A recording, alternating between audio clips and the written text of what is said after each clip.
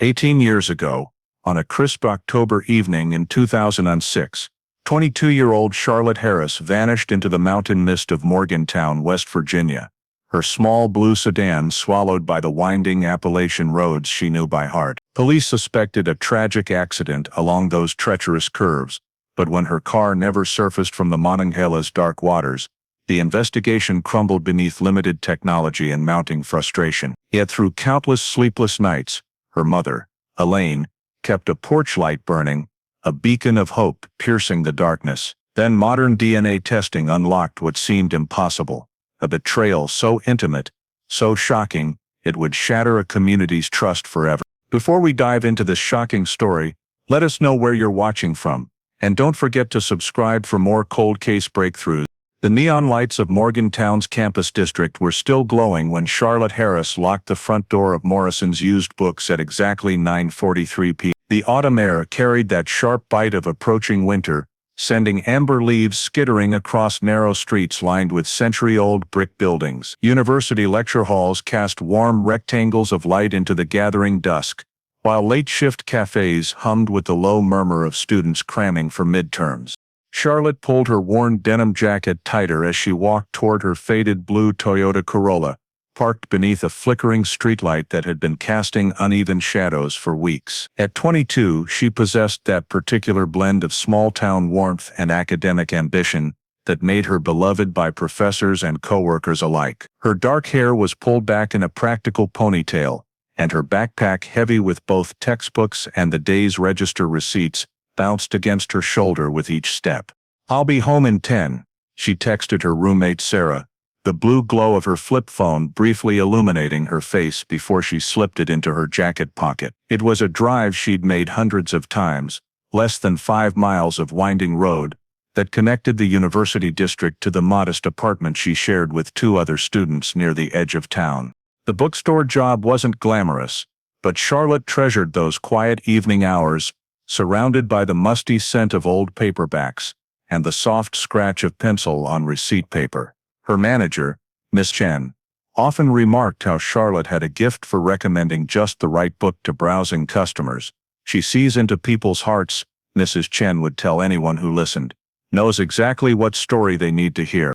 That October evening, Charlotte had spent her final hour at work, helping a freshman find a used copy of Pride and Prejudice for her English literature class. "You're going to love Elizabeth Bennet," Charlotte had said, her eyes lighting up as she rang up the purchase. "She's stubborn and brilliant and doesn't let anyone tell her what to think." The student had smiled shyly and hurried out into the night, clutching the book like a lifeline. Charlotte's keys jingled softly as she approached her car, the sound echoing off the empty storefronts that lined University Avenue. The street light above flickered once, twice, then steadied, casting her shadow long and thin across the cracked asphalt. She fumbled with the door handle for a moment, her fingers stiff from the cold, before sliding into the driver's seat. Back at the apartment, Sarah was sprawled across the living room floor, surrounded by psychology textbooks and highlighters in every color imaginable. She glanced at the clock and smiled, knowing Charlotte would burst through the door any minute with stories from the bookstore and probably a candy bar from the vending machine outside Morrison's. Their third roommate, Jessica, was already asleep, exhausted from a double shift at the campus coffee shop. The minutes ticked by. 10:15, 10:30, 10:45. Sarah tried calling Charlotte's phone, but it went straight to voicemail. Unusual, but not alarming. Maybe she'd stopped for gas, or gotten caught behind one of those massive coal trucks that sometimes rumbled through town at odd hours. By 11:30, concern began gnawing at Sarah's stomach. Charlotte was reliable to a fault, the kind of person who called if she was going to be even 15 minutes late. She tried the phone again, then again, each unanswered ring amplifying her growing unease. Across town, Elaine Harris was settling into her favorite armchair with a cup of chamomile tea and the evening newspaper. At 53, she'd raised Charlotte as a single mother after her husband's death in a mining accident when Charlotte was just 7. Their bond had only strengthened through the years, built on late-night conversations and shared dreams of Charlotte becoming the first in their family to graduate college. The call came at 11:47 p.m. Sarah's voice was tight with worry. "Mrs. Harris? Charlotte isn't home yet. She left work around 10, said she'd be here in 10 minutes, but she's not answering her phone." Elaine's teacup rattled against its saucer as she set it down with trembling hands. "She always calls," she whispered, more to herself than to Sarah. "If she's going to be late, she always calls." By midnight, both women had contacted the Morgantown Police Department. Because Charlotte was 22, well past the age when delayed arrivals might be dismissed as youthful irresponsibility, her disappearance was immediately classified as high concern. Officer Patricia Munoz took the initial report, noting Charlotte's reliability, her consistent routines, and the troubling fact that her car was missing along with her. That night, Elaine stood on her front porch until nearly 3 a.m., staring down the empty street that Charlotte's headlights should have illuminated hours earlier. Before finally going inside, she flicked on the porch light, a small yellow bulb that would burn continuously for the next 18 years, a beacon of hope against the gathering darkness of an unthinkable truth. Dawn broke pale and hesitant over the Appalachian foothills surrounding Morgantown, morning mist clinging to the valleys like smoke from dying campfires. The temperature had dropped overnight, leaving a thin skin of frost on car windshields and sidewalks. By 6 a.m., patrol cars were already threading through the narrow streets, their red and blue lights reflecting off storefront windows as the first search for Charlotte Harris began in earnest. Detective Mark Alton arrived at the police station before sunrise, clutching a thermos of black coffee that would be the first of many that day. At 47, he'd worked dozens of missing person cases, but something about Charlotte's disappearance felt different, too clean, too complete. People didn't just vanish without leaving ripples, especially not in a town where everyone knew everyone else's business. The first order of business was retracing Charlotte's expected route home. Officer Munoz joined Detective Alton as they drove slowly along University Avenue, scanning both sides of the street for any sign of the blue Toyota Corolla. The morning sun slanted through bare tree branches, creating a patchwork of light and shadow that made every driveway, every alley, and every gap between buildings feel significant. "She would have turned left here onto Chestnut," Alton murmured, following the route Charlotte had driven countless times. The street curved gently downhill, lined with modest houses where porch lights were beginning to flick off as residents prepared for another day. They passed the old Methodist church, its white steeple piercing the low-hanging clouds, then the small grocery store where Charlotte sometimes stopped for milk or bread. At the apartment complex where Charlotte lived, they found Sarah pacing the parking lot, her face pale and drawn from a sleepless night. "I've called everyone," she said, her voice hoarse. "Her study group, people from work, even her ex-boyfriend from high school. Nobody's seen her, nobody knows anything." Jessica emerged from the apartment building, having been awakened by the police cars. "Charlotte's bed wasn't slept in," she reported quietly. "Her backpack isn't here, her purse, nothing. It's like she never made it home at all." Back at Morrison's Used Books, Mrs. Chen unlocked the front door with shaking hands, her usual morning routine disrupted by the presence of police officers. "She locked up perfectly," she insisted, showing them the register receipts Charlotte had organized, the straightened shelves, and the note she'd left about a customer's special order. "Everything is exactly as it should be." Charlotte was very responsible, very careful about her work. The security camera mounted above the bookstore's entrance had malfunctioned 3 days earlier, a detail that would haunt investigators for years to come. Without video footage, they had to rely on witness accounts, and those were frustratingly sparse. A jogger remembered seeing a blue car parked outside Morrison's around 9:45 p.m., but couldn't provide more specific details. A pizza delivery driver thought he'd passed a small sedan on University Avenue sometime before 10, but the streetlights had been too dim to make out the license plate or driver. Detective Alton expanded the search radius, coordinating with state police to check highway on-ramps and rest stops. The possibility of an accident loomed large in everyone's minds. Those mountain roads were treacherous, especially at night, with steep drop-offs and hairpin turns that had claimed lives before, but as the hours passed without any sign of wreckage, that theory began to feel less and less likely. We thought maybe she'd gone off the road in those hills, Sarah would later recall, her voice breaking slightly. You know how those curves can surprise you, especially in the dark. But nothing. No skid marks, no broken guardrails, no glass in the ditches. It was like she'd just vanished into the trees. By noon, Elaine Harris had arrived at the police station, her face a mask of controlled terror. She brought recent photographs of Charlotte, a list of her daughter's friends and classmates, and a detailed account of Charlotte's habits and routines. She calls every Sunday at exactly 7 o'clock, Elaine told Detective Alton. Has done it every week since she started college. If something was wrong, if she was in trouble, she would have called me. The state police helicopter arrived that afternoon, its rotors chopping through the crisp autumn air as it began systematic sweeps of the Monongahela River and surrounding forests. From the ground, search teams combed through wooded areas near Charlotte's route, looking for any trace of the missing car or its driver. Volunteers appeared as word spread through the community. Students from the university, members of Elaine's church, and neighbors who barely knew the Harris family but felt compelled to help. As the sun began to set on October 16th, casting long shadows across the search area, Detective Alton made a troubling discovery near the commuter parking lot at the edge of town. Fresh tire marks in the soft earth suggested a vehicle had been parked there recently, then left in haste. Scent dogs brought to the scene showed interest in the area, circling and whining before losing the trail near the tree line. Standing in that empty lot as darkness gathered around them, Detective Alton felt the first cold finger of dread touch his spine.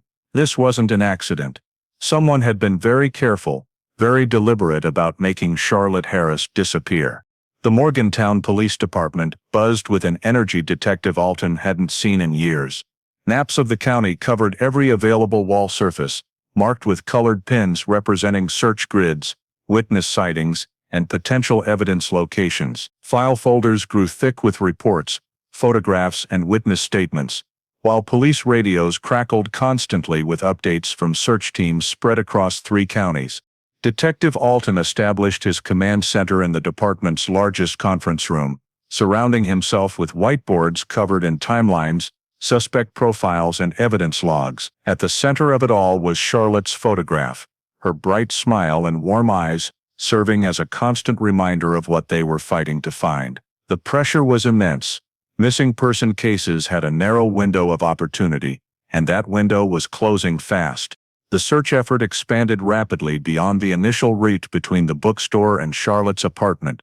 Teams of volunteers, many of them Charlotte's fellow students, spread out through the dense Appalachian forests that surrounded Morgantown. They moved in careful lines through the underbrush, calling Charlotte's name and listening for any response that might echo back from the tree-covered hills.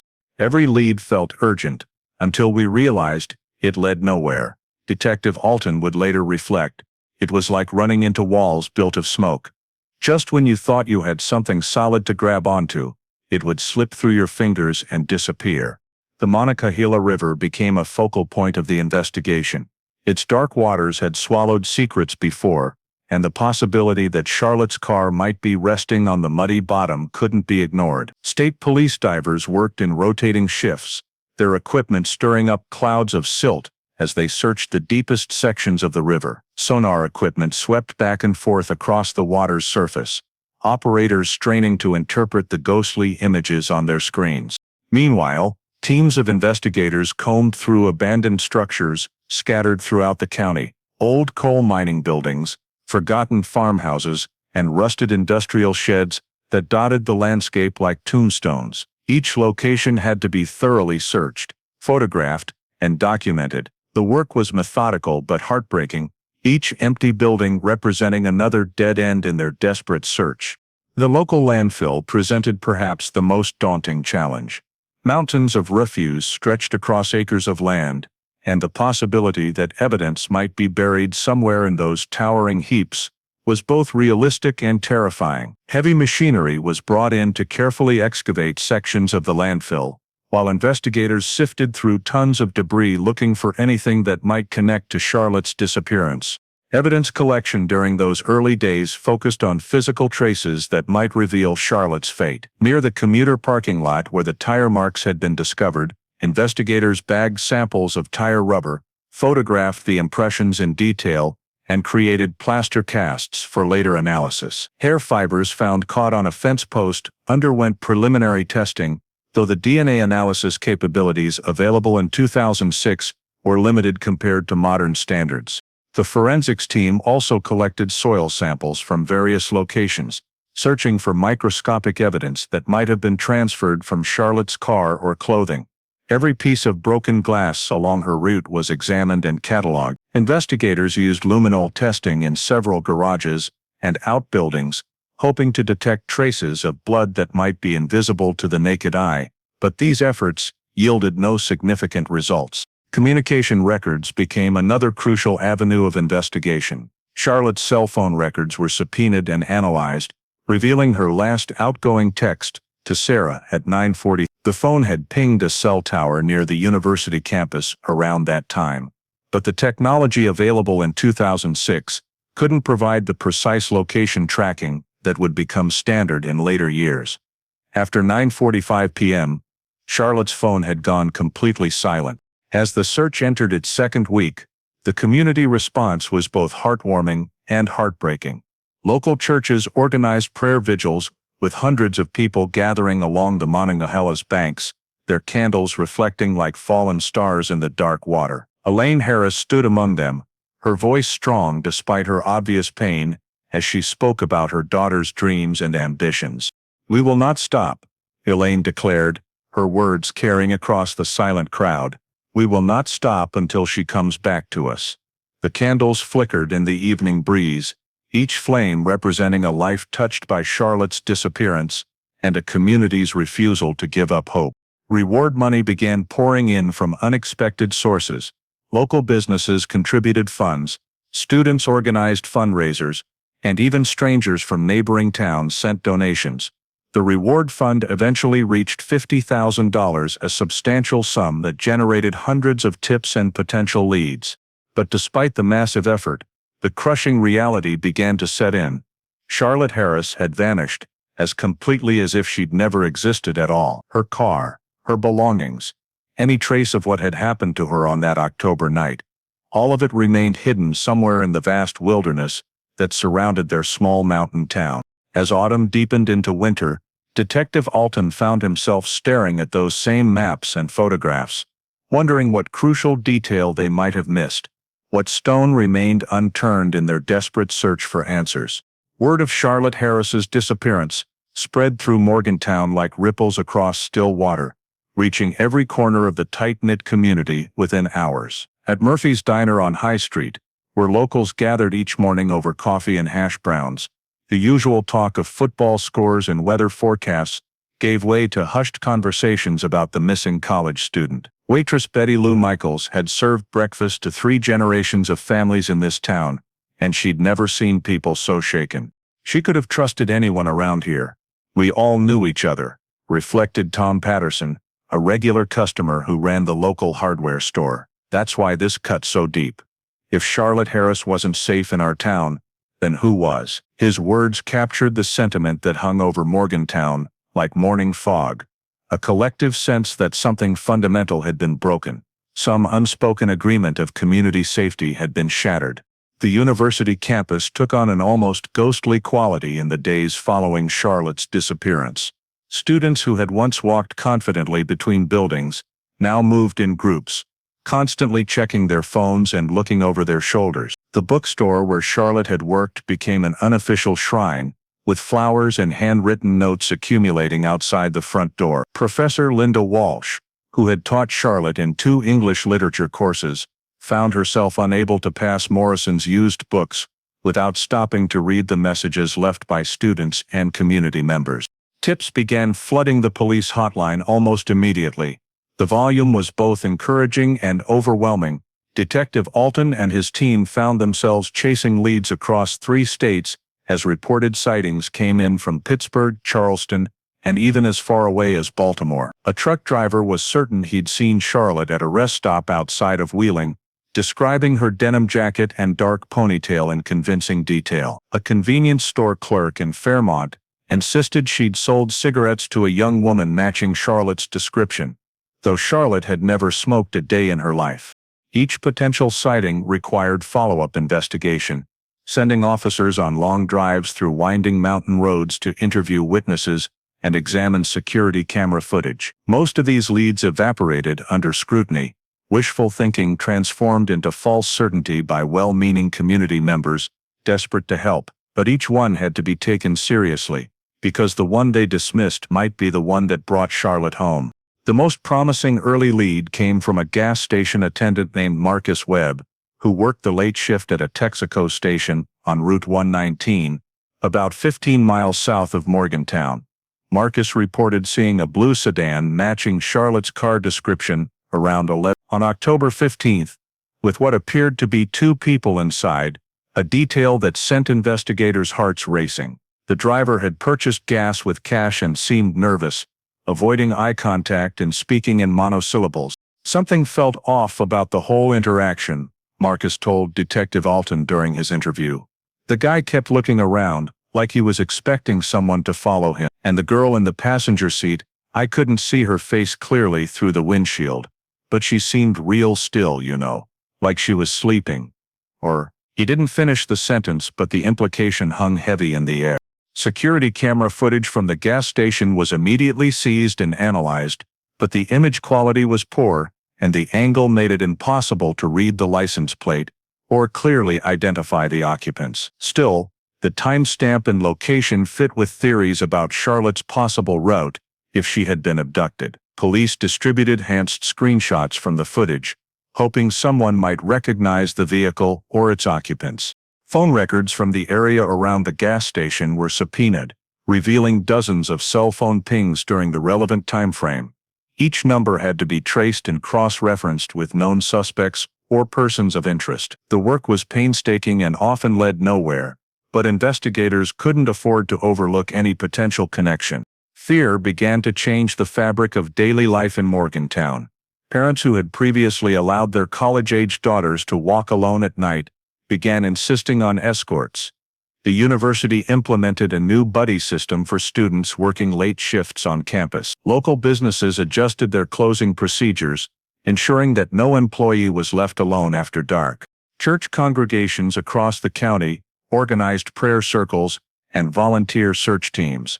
Pastor Michael Crawford of First Baptist, where Elaine Harris had been a member for over 20 years, coordinated food deliveries to the search volunteers and provided counseling services for community members struggling with the uncertainty and fear that had settled over their town like a dark cloud. "We're holding on to faith," Pastor Crawford said during a Sunday sermon 3 weeks after Charlotte's disappearance. "Faith that she'll be found, faith that justice will prevail, and faith that our community will emerge stronger from this trial." The congregation responded with amens and tears, their voices joining together in songs that drifted through stained glass windows and into the crisp autumn air. But as October turned to November, and November surrendered to December, the initial surge of community energy began to fade. Tips became less frequent, search volunteers dwindled, and the harsh reality of a cold case began to settle over the investigation like the first snow of winter. Winter arrived early in the Appalachian Mountains surrounding Morgantown, blanketing the search areas in a layer of snow that transformed the familiar landscape into something alien and impenetrable. Detective Alton stood at his office window, watching snowflakes swirl past the streetlights, knowing that each passing day made the likelihood of finding Charlotte Harris alive increasingly remote. The harsh reality of a stalled investigation weighed on him like the gray clouds that seemed permanently settled over the town. The forensic evidence that had seemed so promising in the early days of the investigation was proving frustratingly inconclusive. The tire marks found at the commuter parking lot had been cast in plaster and analyzed by state experts, but without a specific vehicle for comparison, they provided little more than general information about tire size and tread pattern. The hair fibers collected from the fence post underwent extensive testing, but the DNA analysis technology available in 2006 had significant limitations compared to what would be possible even a decade later. We knew the answers might be right in front of us, but we didn't have the microscope clear enough to see them. Detective Alton would later reflect on those frustrating months. The evidence locker in the basement of the police station began to fill with tagged bags and numbered containers, each one representing a potential clue that technology couldn't yet unlock. Soil samples, fabric fragments, and trace materials that might someday reveal their secrets, but for now remained stubbornly silent. The investigation team found themselves stretched increasingly thin as other cases demanded attention and resources. Detective Alton watched his officers struggle with the emotional toll of the search, their initial optimism slowly eroding under the weight of repeated disappointments. Officer Patricia Munoz, who had taken the initial missing person report, began working double shifts on her own time, unable to let go of Charlotte's case even when officially assigned to other duties. Database searches across multiple states yielded thousands of potential matches for similar crimes, but each lead required careful investigation, and most ended in frustration. Sex offenders in the tri-state area were interviewed and re-interviewed, and their alibis were checked and cross-checked against the timeline of Charlotte's disappearance. Known car thieves and drug dealers were brought in for questioning, but none provided any useful information about the missing student or her vehicle. The gas station sighting that had initially seemed so promising began to unravel under closer scrutiny. When investigators returned to interview Marcus Webb a second time, his certainty about the details had diminished. The nervous driver he'd described could have been anyone, and the still figure in the passenger seat might have been sleeping, unconscious, or simply looking away. Without clearer surveillance footage or additional witnesses, the sighting remained tantalizing but ultimately inconclusive.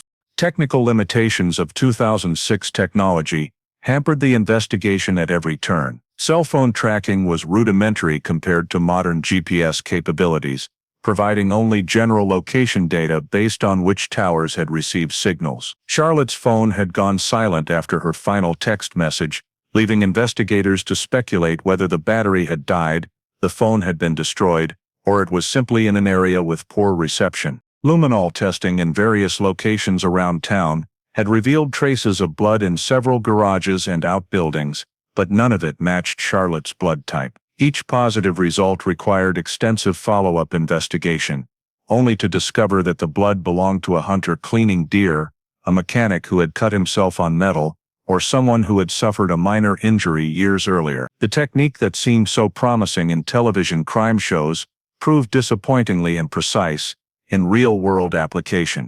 Financial constraints began to impact the investigation as months passed without resolution. The state police helicopter that had conducted extensive aerial searches was reassigned to other cases. Overtime pay for officers working the Harris case had to be carefully monitored and justified. The reward fund, while substantial, couldn't sustain indefinite investigation costs, and donors began to question whether their money was being effectively used.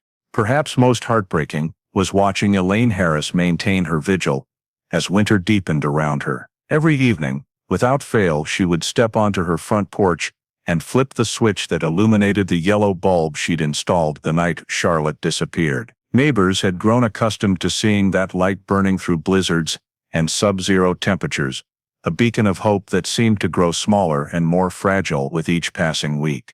The worst part wasn't the cold or the snow, Elaine would later remember. It was the silence. No phone calls from someone claiming to have seen her. No new leads for the police to follow. Just this terrible, growing quiet that felt like the whole world was forgetting about Charlotte. Detective Alton's whiteboard, once covered with interconnected leads and potential suspects, began to look increasingly sparse as theories were eliminated and possibilities ruled out. The maps on the wall, marked with hundreds of colored pins representing search areas and evidence locations, became a visual reminder of how much ground they had covered and how little they had found. As 2007 dawned cold and gray over Morgantown, the Charlotte Harris investigation faced a brutal truth. Despite massive community effort, extensive resources, and unwavering determination, they were no closer to finding her than they had been on that first October night, when she failed to come home.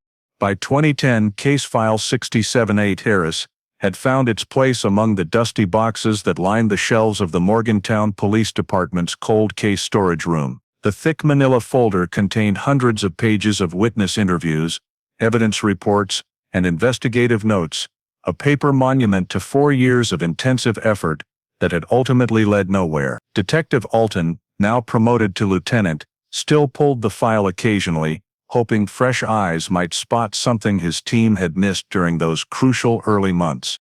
The official designation of cold case felt like a death sentence to Elaine Harris, though she refused to accept its finality. At 57, her hair had begun to show streaks of premature gray, and the lines around her eyes had deepened from years of sleepless nights and constant worry. But her resolve remained unshakable, transformed into something harder and more determined than the desperate hope that had sustained her in the beginning. "I promised her," Elaine would tell anyone who asked about the porch light that continued to burn every night without fail. "As long as that light burns, I'll believe she's coming home. As long as I'm breathing, that light will be on." The utility bills for that single bulb became a monthly reminder of her commitment, a small cost she paid gladly for the chance that Charlotte might one day see its glow from down the street. The Charlotte Harris Memorial Scholarship Fund had grown into something beautiful and lasting, providing financial assistance to young women pursuing education in English literature, Charlotte's chosen field of study. Elaine had thrown herself into fundraising efforts with the same intensity she'd once devoted to search parties and police interviews. Local businesses contributed annually, and the university hosted a memorial lecture series each October that drew students and faculty from across the state. "The scholarship keeps her alive in a way," explained Professor Linda Walsh, who served on the selection committee. "Every year we see young women who remind us of Charlotte, bright, ambitious, and full of dreams about the future. It's heartbreaking and beautiful at the same time." The recipients often visited Elaine's home to thank her personally, and she treasured these meetings, seeing glimpses of her daughter in their eager faces and academic aspirations. But for all the positive outcomes that emerged from tragedy, the weight of uncertainty continued to crush the Harris family under its relentless pressure. Elaine's sister Martha moved to Morgantown in 2012 to provide support, watching with growing concern as her sister's life narrowed to encompass only work, scholarship fund activities, and the nightly ritual with the porch light. Social interactions became increasingly difficult for Elaine. As the years passed, well-meaning friends would avoid mentioning Charlotte's name, creating awkward silences in conversations. Others would offer updates on their own children's achievements, graduations, marriages, grandchildren, then catch themselves and offer apologetic looks that cut deeper than any words. Elaine found herself withdrawing from church socials and community events, unable to bear the weight of pity in people's eyes. The investigation officially remained open, but resources had long since been redirected to more pressing cases. New detectives joined the force without any personal connection to Charlotte's disappearance, viewing it as historical rather than urgent. The evidence boxes were relocated twice as the department reorganized its storage systems, each move requiring careful inventory and chain of custody documentation that kept Charlotte's name alive in official paperwork, even as public attention faded. Anniversaries became particularly brutal for the Harris family. Each October 15th brought renewed media attention, with local reporters producing brief follow-up stories about the still unsolved disappearance of the college student. These articles would generate a handful of tips to the police hotline, usually from people convinced they'd seen Charlotte in distant cities, living under assumed names. Each tip required investigation, no matter how unlikely, because the alternative was accepting that she might never be found. Sleep remained elusive for Elaine throughout these years. She developed elaborate bedtime routines designed to exhaust her body and mind enough to achieve a few hours of rest. Late-night television became her companion, the blue glow from the screen mixing with the yellow light from the porch to create an odd aurora in her living room windows. Neighbors walking their dogs would see both lights burning until nearly dawn, a testament to a mother's refusal to surrender hope. The university campus evolved around Charlotte's absence, new buildings rising where she had once walked, fresh faces replacing the students who had known her. Morrison's used books changed ownership in 2013, and the new proprietors removed the small memorial plaque that had been mounted near the door. When Elaine discovered it was gone, she wept for the first time in months, not from grief, but from the realization that Charlotte was becoming a ghost, even in the places where she had been most alive. Financial strain added another layer of difficulty to Elaine's struggle. The costs associated with maintaining hope, private investigators, psychic consultations, rewards for information, had depleted her savings. She took a second job cleaning offices in the evening, the irony not lost on her that she was working late shifts just as Charlotte had been on the night she disappeared. Yet through it all, the porch light continued to burn, a small yellow star in the darkness that had settled over the Harris household. It became a neighborhood landmark, visible from blocks away, a beacon that somehow managed to embody both stubborn hope and infinite sadness. By 2020, Charlotte Harris had become more legend than memory in the streets of Morgantown. A new generation of university students populated the campus, where she had once walked, completely unaware that a young woman had vanished from these very sidewalks 14 years earlier. The bookstore where Charlotte had worked her final shift had been converted into a trendy coffee shop called The Grind, its exposed brick walls and industrial lighting attracting students who had never heard her name. Detective Mark Alton, now nearing retirement, found himself haunted by the case that had defined much of his career. His office walls still displayed the original maps from the 2006 investigation, their colored pins faded, but still marking the locations where hope had once seemed possible. New officers would occasionally ask about the old maps, and Alton would share the story of Charlotte Harris, the case that got away, the one that reminded him that justice didn't always prevail despite the best efforts of good people. The worst part was not knowing. Elaine Harris confided to her sister Martha during one of their weekly dinner conversations. Every face in this town could have been the one. Every friendly neighbor, every helpful stranger, any of them might have been the person who took my daughter. The paranoia had never fully left her, making simple interactions at the grocery store or post office feel loaded with suspicion and fear. The community had learned to live with a mystery, incorporating Charlotte's disappearance into the local folklore in the way small towns do with unsolved tragedies. High school students would dare each other to walk past the Harris house on Halloween, pointing out the porch light that never went out. Real estate agents would quietly steer potential buyers away from the surrounding neighborhood, unwilling to explain the presence of missing person flyers that Elaine still replaced whenever weather damaged them. Pastor Michael Crawford had retired from First Baptist in 2018, but he still made monthly visits to check on Elaine.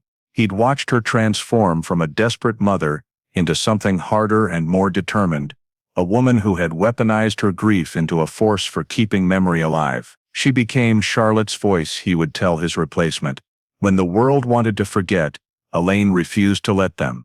The annual memorial lecture at the university had evolved into a broader discussion of unsolved crimes and their impact on communities. Criminology students wrote term papers analyzing the Harris case, applying modern investigative theories to the 14-year-old evidence. Some professors used it as an example of how technological limitations could hamper even the most dedicated investigators, while others focused on the sociological effects of unresolved violence on small communities. Elaine had developed an almost supernatural awareness of parole hearings and prisoner releases throughout the tri-state area. She attended every hearing for convicted violent offenders from the region, always carrying Charlotte's photograph and a prepared statement about the impact of unsolved crimes on families. Most of these men had no connection to her daughter's case, but Elaine couldn't risk missing the one who might hold the key to finally understanding what had happened that October night.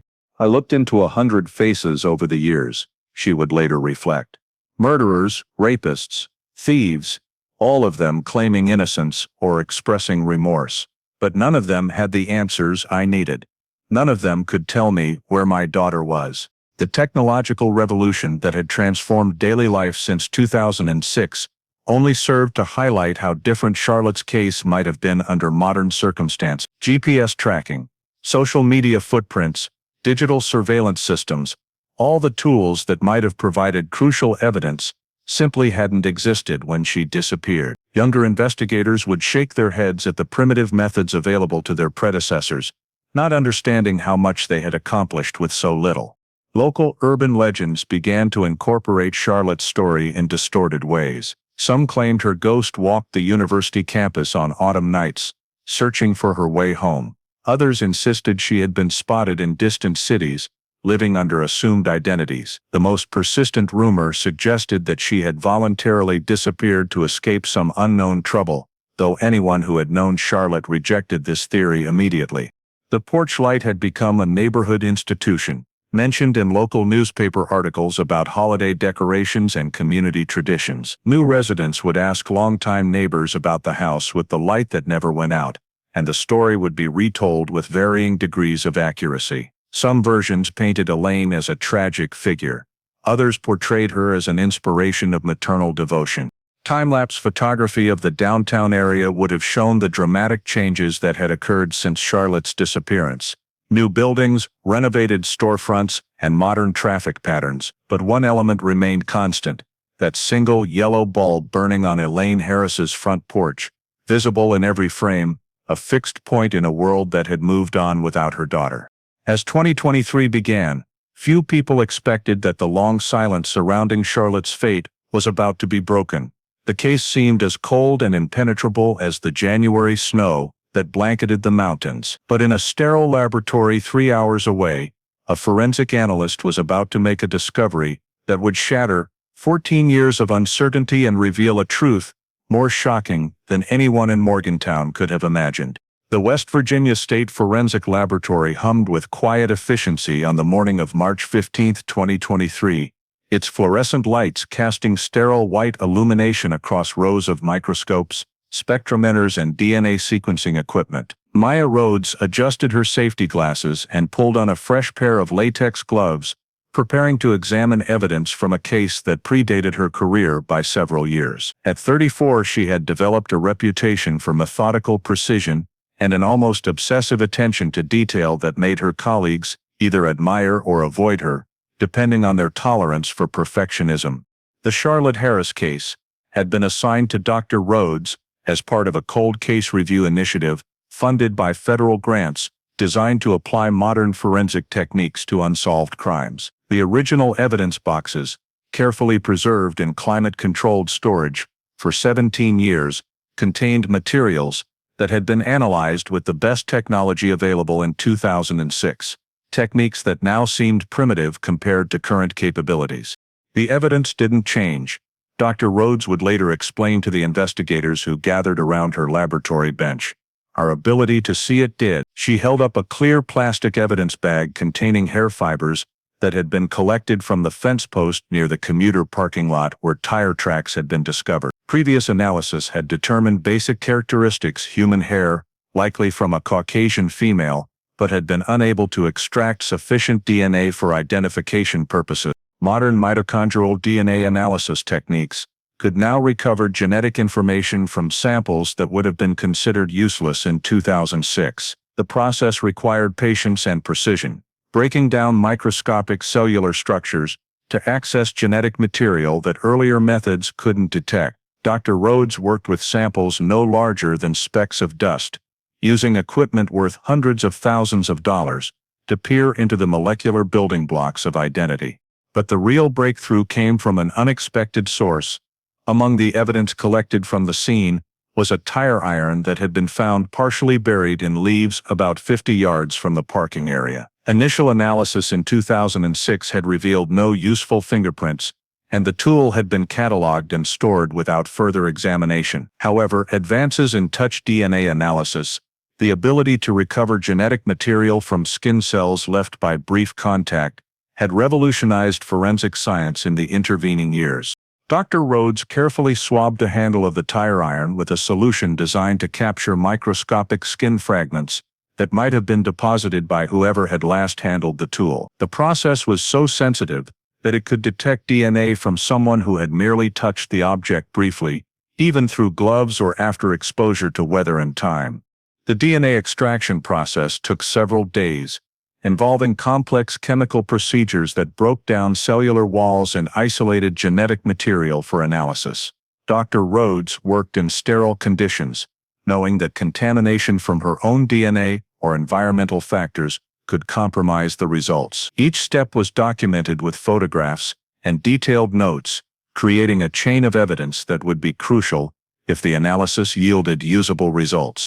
When the DNA profile finally emerged from the sequencing equipment, Dr. Rhodes stared at the data readout for several long minutes before allowing herself to believe what she was seeing. The sample was clean, complete, and highly detailed, a genetic fingerprint that could be compared against both victim databases and the combined DNA index system, CODIS, that contained profiles from convicted offenders across the country. The initial database search took less than 30 minutes, computer algorithms comparing millions of genetic markers at lightning speed. When the match appeared on Dr. Rhodes's screen, she felt her stomach drop with a mixture of excitement and disbelief. The DNA profile from the tire iron matched a sample in the West Virginia state database, a profile that had been entered following a routine arrest for driving under the influence 2 years earlier. Robert Bob Keller, age 48, resident of Morgantown, West Virginia. No prior violent crimes, no connection to Charlotte Harris that appeared in any of the original case files. The match was so statistically certain, 1 in 10 billion, that there could be no question about its accuracy. Someone named Bob Keller had handled the tire iron found near the scene of Charlotte's disappearance, and the state had his DNA on file from an unrelated arrest. Dr. Rhodes immediately contacted the Morgantown Police Department, speaking directly with the current detective assigned to cold cases. The conversation was brief and urgent, focused on verifying the chain of custody for the evidence and confirming the statistical significance of the DNA match. Within hours, investigators were pulling Bob Keller's file and beginning the process of determining how a previously unknown suspect had managed to remain hidden in plain sight for 17 years. The breakthrough represented everything that families of missing persons hoped for. Science finally catching up to evidence that had been waiting patiently for technology to reveal its secrets. But it also raised disturbing questions about how many other cold cases might be solved if similar techniques were applied to preserved evidence, and how many perpetrators might be walking free simply because their crimes had occurred before the tools existed to identify them. The detective briefing room at the Morgantown Police Department crackled with tension sharp enough to slice through the morning air. Lieutenant Sarah Chen, who had inherited the Charlotte Harris cold case from the recently retired Detective Alton, spread the DNA analysis reports across the conference table like a poker player, revealing a winning hand. The fluorescent lights overhead cast harsh shadows across the assembled faces, investigators who had spent years wondering if this day would ever come. "Gentlemen," Lieutenant Chen began, her voice steady despite the magnitude of what she was about to reveal. "We have a match." The words hung in the air for a moment before the room erupted in a controlled chaos of questions and exclamations. After 17 years of dead ends and false hopes, the Charlotte Harris case had suddenly sprung back to life with scientific certainty. The DNA profile from the tire iron pointed to Robert Bob Keller, a 48-year-old local handyman whose name had never appeared in any of the original case files. Lieutenant Chen pulled up Keller's photograph on the wall-mounted monitor, a middle-aged man with thinning brown hair, kind eyes, and the sort of unremarkable face that blended seamlessly into any crowd. To the investigators staring at his image, he looked like everyone's helpful neighbor, the guy you'd call to fix a leaky faucet or install new kitchen cabinets. "This can't be right," muttered Detective James Morrison, who had joined the force 3 years after Charlotte's disappearance, but had studied the case files extensively.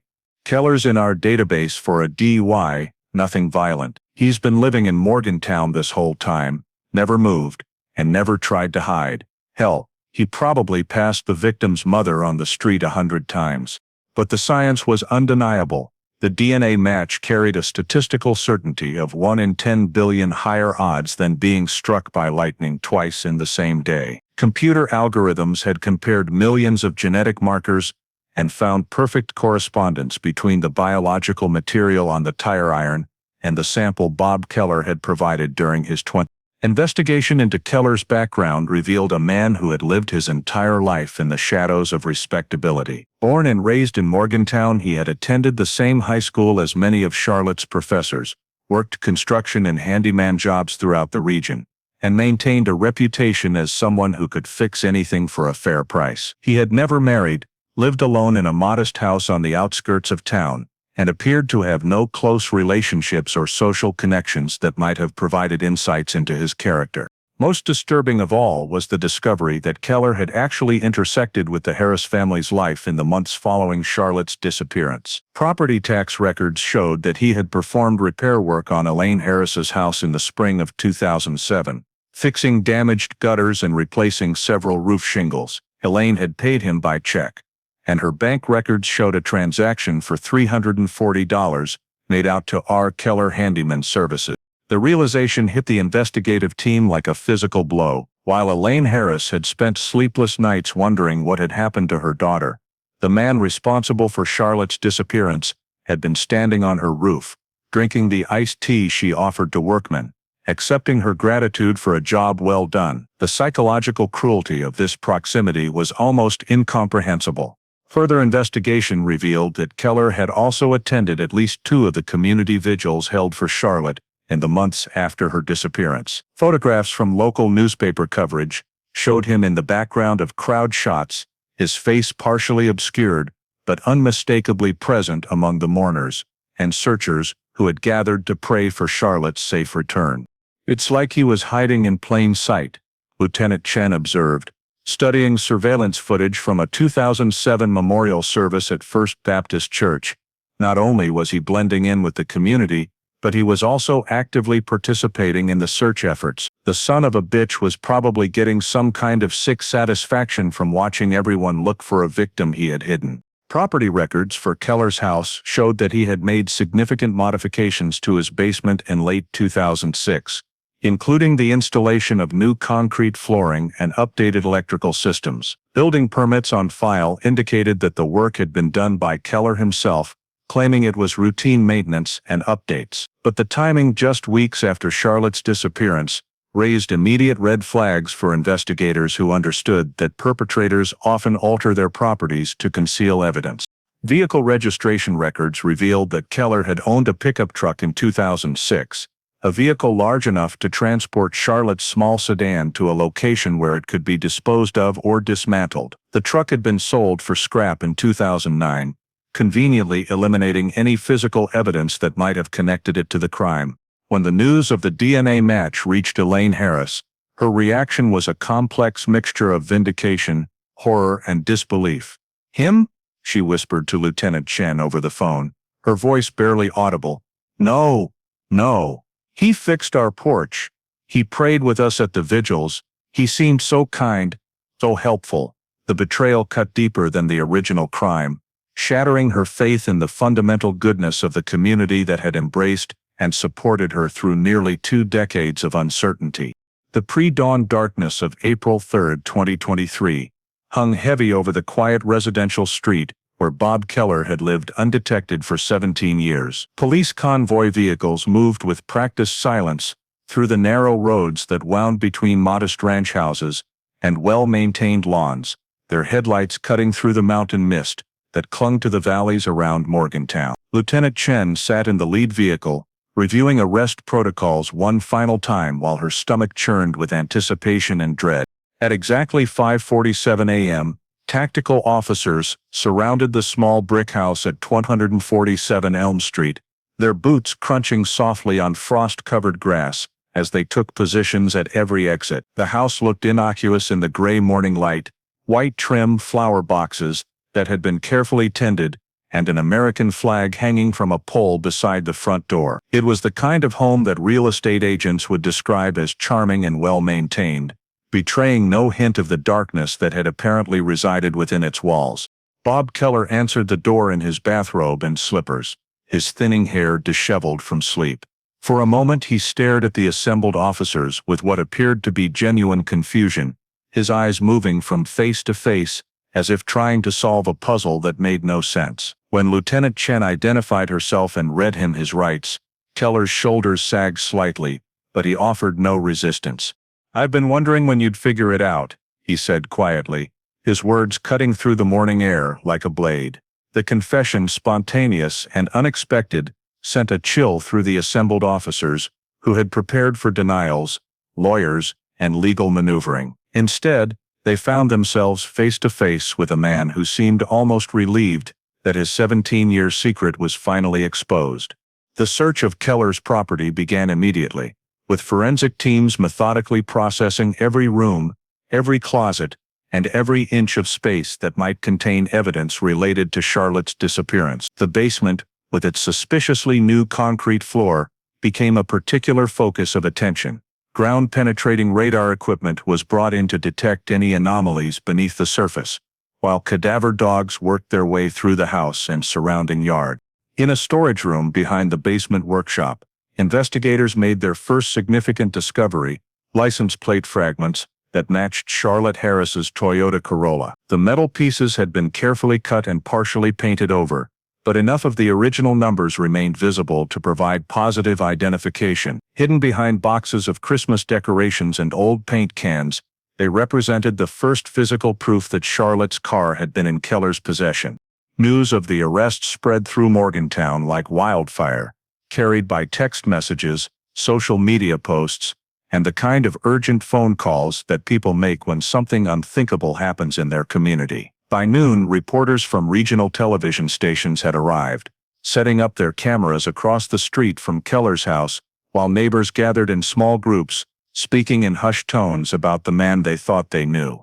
"We trusted him with our kids," whispered Janet Morrison, who lived 3 houses down from Keller, and had hired him to build a backyard deck 2 summers earlier.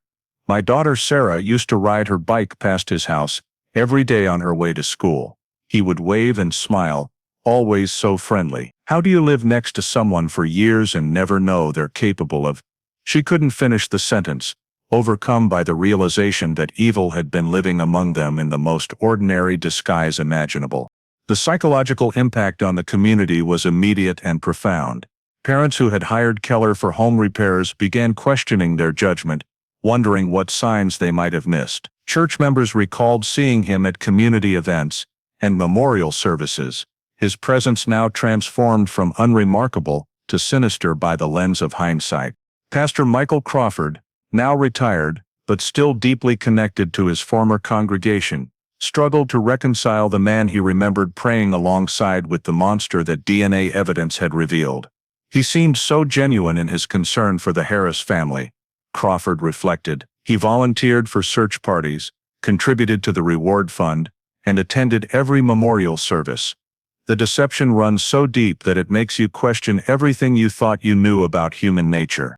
Digital forensics teams seized Keller's computers, phones, and electronic devices, searching for any additional evidence that might shed light on his motivations or reveal other potential victims. Preliminary examination of his internet search history showed troubling patterns of research into body disposal methods, police investigation techniques, and cold case prosecutions, suggesting that he had been actively monitoring his chances of being caught throughout the 17 years since Charlotte's murder. Neighbors described feeling violated by the realization that they had been unknowingly living alongside a killer who had successfully maintained his facade of respectability for nearly 2 decades. Property values in the immediate area began to drop as potential buyers learned about the house's connection to the Harris case, and several longtime residents quietly began making plans to relocate to other parts of town. The arrest brought Elaine Harris the vindication she had sought for 17 years, but it also shattered her faith in the fundamental goodness of her community. As she stood on her front porch that evening, looking across the street toward the house where Charlotte's killer had lived in plain sight, she finally reached up and switched off the light that had burned continuously since October 5th. The Monongalia County Courthouse stood like a fortress of red brick and limestone against the April sky, its tall windows reflecting the morning sun as crowds began gathering on the broad steps leading to the main entrance. Flags fluttered in the mountain breeze, American, West Virginian, and a small purple banner that Elaine Harris had made bearing Charlotte's photograph and the words "Justice at Last." The banner had become a symbol for the community members who filled the courthouse lawn, their faces showing the complex mixture of anticipation and sorrow that comes with the promise of long-delayed closure.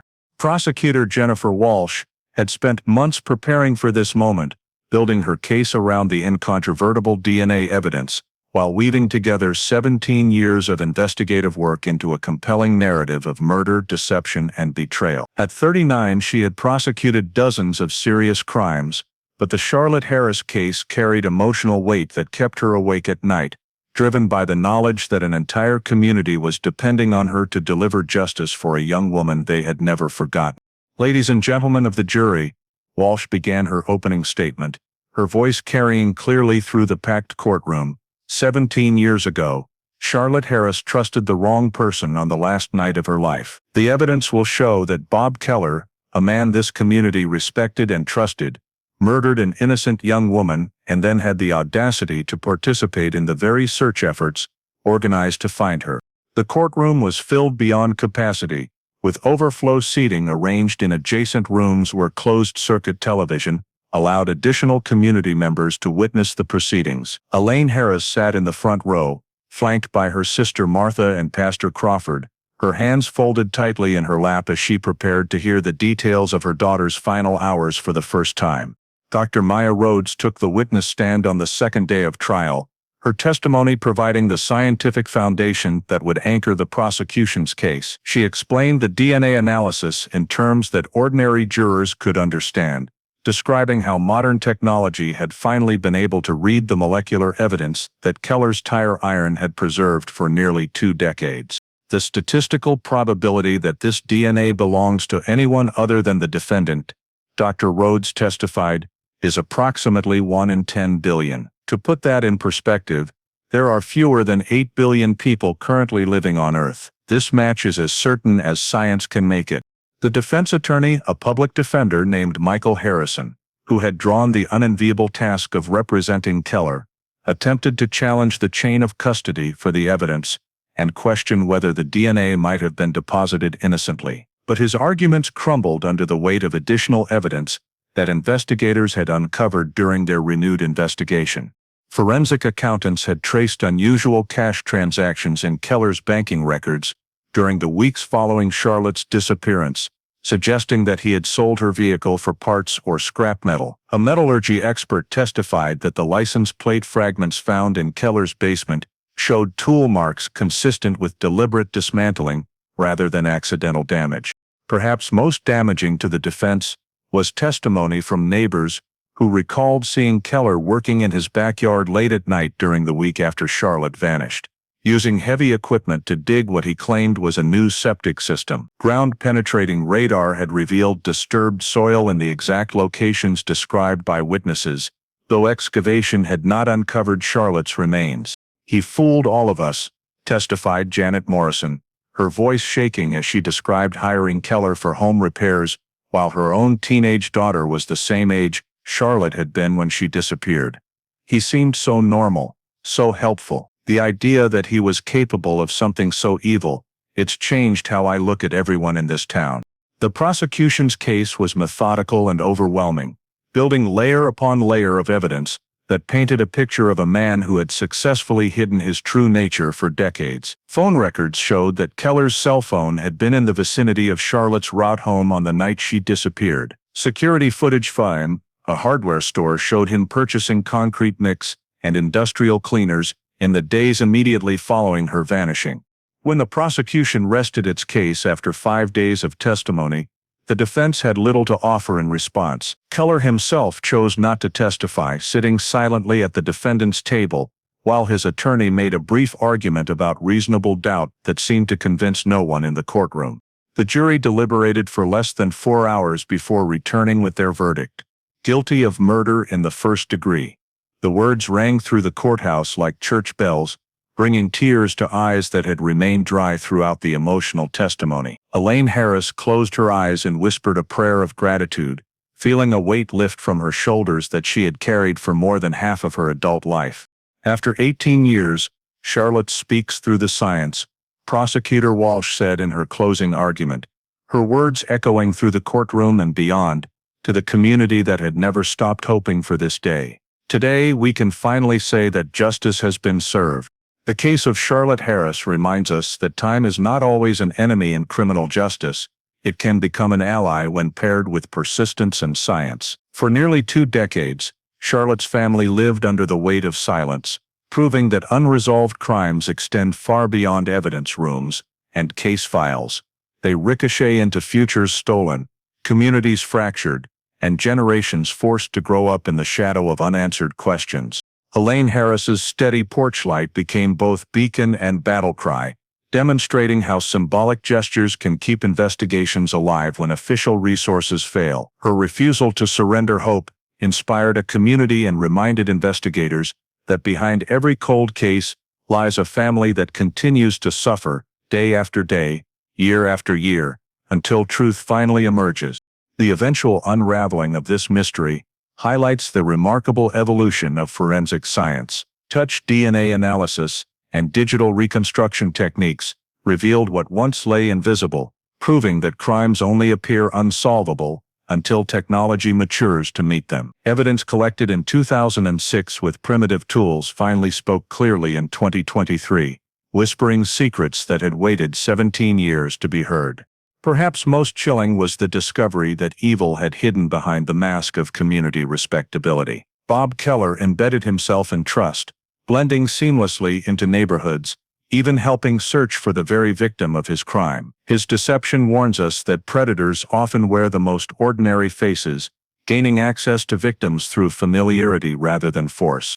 Finally, Charlotte's story delivers this enduring truth. Justice delayed is not always justice denied. Communities fractured by violence can heal when answers finally arrive, even decades later. Though Charlotte never came home that October night, her name now illuminates paths toward stronger investigative methods, more alert communities, and enduring faith that every hidden truth will eventually step into the light.